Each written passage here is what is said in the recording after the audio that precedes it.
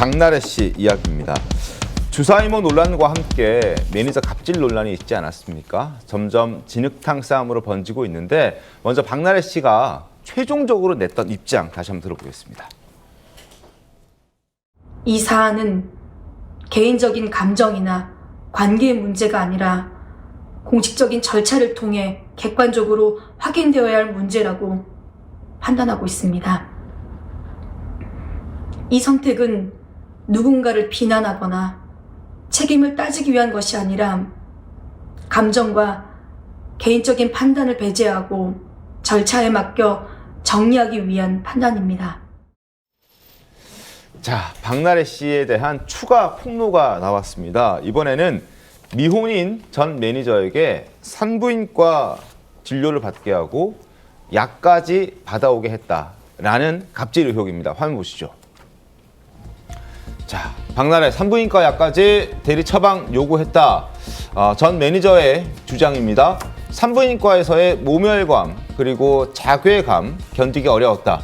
저는 미혼인데 혹시 결혼할 상대가 제 의료 기록을 보기라도 한다면 어떤 일이 벌어지겠냐라는 걱정도 함께 했다는 겁니다. 자, 그리고 매니저 A씨와 또 B씨 두 매니저 간의 대화 내용도 보여드립니다.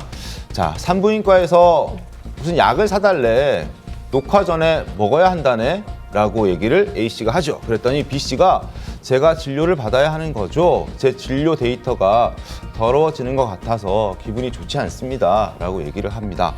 그거 기록 안 남게 해달라고 하자. 그리고 내가 약 타러 갔어야 했는데 미안하다. A씨는 이미 박나래 씨의 부탁을 받아서 과거에 약을 타러 갔던 경험이 있다고 볼 수 있는 대목입니다.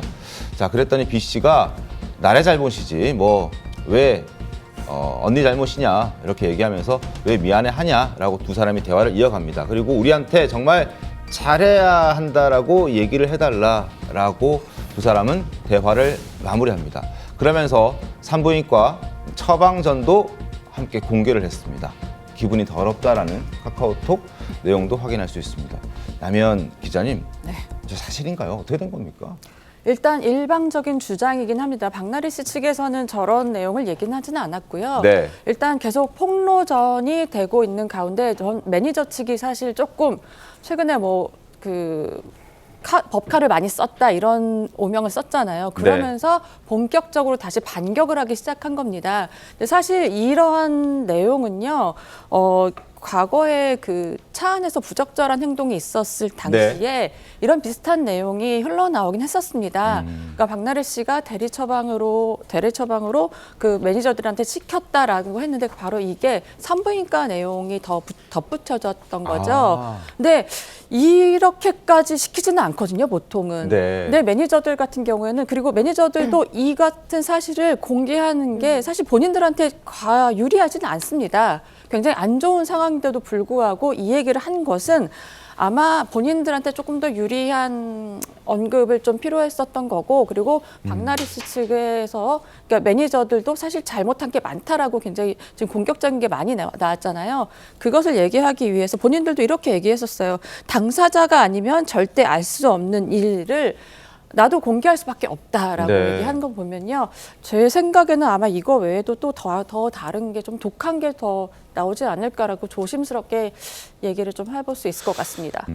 임주혜 변호사님, 이럴 경우에 이제 대리 처방을 시킨 거고 또 대리 약을 수령하라고 한 건데 그러면 박나래 씨도 징계를 받게 되고 매니저도 징계를 받게 되는 건가요? 어떻게 됩니까? 매니저도 문제가 될 수 있죠. 그러니까 이렇게 문제가 될 걸 알면서도 폭로를 한 거네요. 그렇죠. 그러니까 약을 대리 처방받는 것은 의료법상 엄격하게 금지되어 있는 행위입니다. 네.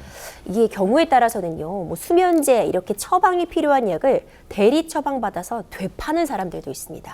그게 굉장히 큰 사회 문제가 되고 온라인상에서 불법적으로 거래되는 약들이 이제 이런 식으로 구입을 해서 되파는, 오히려 웃돌을 주고 되파는 그런 부분인데, 영리 목적으로 이렇게 대리 처방을 받았다면 그 처벌 수위도 높아지지만 이번 사안 같은 경우는 영리 목적이라고는 볼 수 없었겠지만 네. 매니저가 어쨌든 부탁을 받아서 내가 그런 증상이 없거나 그리고 그런 약이 필요하지 않음에도 의사에게 내가 지금 이런 증상이 있으니 약을 처방해달라라고 했을 것이고요. 그렇다면 이것은 문제가 될 수밖에 없습니다. 네. 어떤 맥락에서 대리 처방을 요구한 것인지 좀 더 확인은 필요해 보이지만 의료법상 이렇게 대리 처방에 응해서 이 대신 약을 받아다 준 매니저 역시도 문제가 될 수 있음에도 이런 폭로를 이어가는 건 양측의 감정의 골이 정말 깊어진 상황이라 계속해서 추가 폭로가 나올 수밖에 없는 상황으로 보여집니다.